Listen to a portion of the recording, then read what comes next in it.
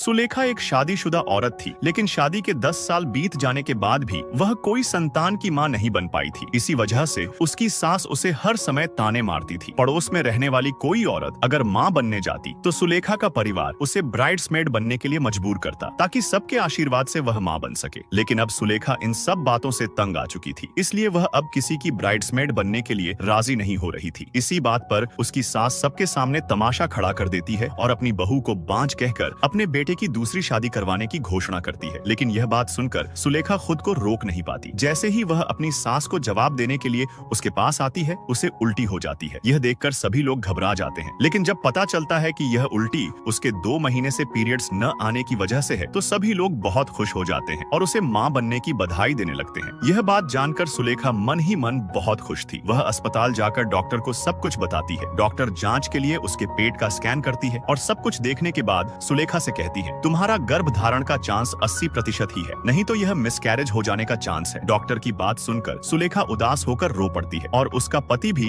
अब सुलेखा से मुंह फेरने लगता है। लेकिन सुलेखा का भाई सिम्बा उसे हिम्मत देता रहता है और उसका हौसला बनाए रखता है। मां बनने की दुआ लेकर सुलेखा सारे मंदिर जाती है और भगवान से प्रार्थना करने लगती है, लेकिन फिर भी उसके दिल का डर उसे हर वक्त सताता रहता है। आशीर्वाद के नाम पर सुलेखा को जो भी खाने के लिए कहता, वह भी बेबस होकर सब कुछ खा लेती। आखिरकार कुछ दिन बाद फिर उसका टेस्ट करवाने का दिन आता है। सिम्बा अपनी बहन को लेकर भगवान का नाम लेते हुए डॉक्टर के पास जाता है। सुलेखा दिल में डर लिए सिर्फ डॉक्टर की एक राय सुनने के लिए बेचैन थी। तभी डॉक्टर रेखा मुस्कुराकर कहती है, अब तुम मां बनने के लिए तैयार हो जाओ। डॉक्टर की बात सुनकर सुलेखा को जैसे नया जीवन मिल जाता है और वह खुशी से रो पड़ती है। घर पर उसकी नागिन सास भी अब उसका ख्याल रखते हुए उसकी पूजा करने लगती है। सिम्बा मामा बनने की खुशी में घर का सारा काम अकेले ही संभाल लेता है और अपनी बहन सुलेखा को बस आराम करने के लिए कहता है। कुछ दिन बाद सिम्बा जब फिर कुछ चेकअप के लिए अस्पताल आता है, तो उसकी मुलाकात डॉक्टर रेखा से हो जाती है। सिम्बा अपनी आंखों में आंसू लिए उनकी जमकर तारीफ करता है और कहता है, जब सारी दुनिया मेरी बहन को बांझ बुलाने में लगी थी, तब आपने ही पहली बार मेरी बहन को मां कहकर पुकारा था। मैं आपका यह एहसान जिंदगी भर नहीं भूलूंगा। रेखा सिम्बा की मासूमियत और अच्छे दिल से बहुत प्रभावित हो जाती है और धीरे धीरे दोनों एक दूसरे के प्यार में पड़ने लगते हैं। पूरे 9 महीने के बाद आखिरकार बच्चे का मुंह देखने के लिए अस्पताल के बाहर सबकी लाइन लग जाती है, लेकिन वहाँ भी कुछ रीति रिवाजों की वजह से घर के लोग सिम्बा को बच्चे का मुंह देखने से मना कर देते हैं और उसे नीचे जाने के लिए कहते हैं। सिम्बा भी कुछ बुरा न हो इस डर से बाहर आ जाता है और पागलों की तरह रोने लगता है। तभी डॉक्टर रेखा उसके पास आती है और उससे सब कुछ सुन लेती है, लेकिन रेखा